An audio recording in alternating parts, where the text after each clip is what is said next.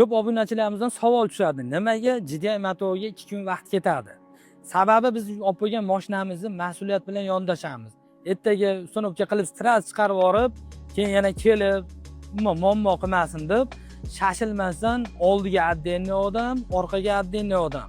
Bitta terib, noldan terib chiqamiz. Bir qator ko'rishlar mumkin, qanaqa ish jarayoni bo'lyapti. Keyin o'zingizlar ham xulosa qilasizlar. Endi oldiga kelsa, shashilmasdan suvlarni ham pechkadan olinadi. Spaletri yechiladi bizda. Ko'pchilik tepadan teshib turib, tez uстановка qilib qo'yadi. Ertaga u muammo bo'ladi. Ana shu biz spaletrni olib, bitta tekshirib, keyin teshib, keyin uстановка qilamiz. Keyin simlarni ham oldidan miya tarafdan ulab, ana shuning uchun 1 kun vaqt ketadi uстановка qilgan. Ikkinchi kuni gaz quyib, tekshirib, benzin smeslarni to'g'irlab, keyin egasiga topshiramiz. Umuman muammo bo'lmasligi uchun. To'g'ri, Devo mashinalarda 2 soatda uстановка qilib beramiz. Ularga muammo yo'q. Faqat GDI motorga 1 kun, 2 kun vaqt ketadi.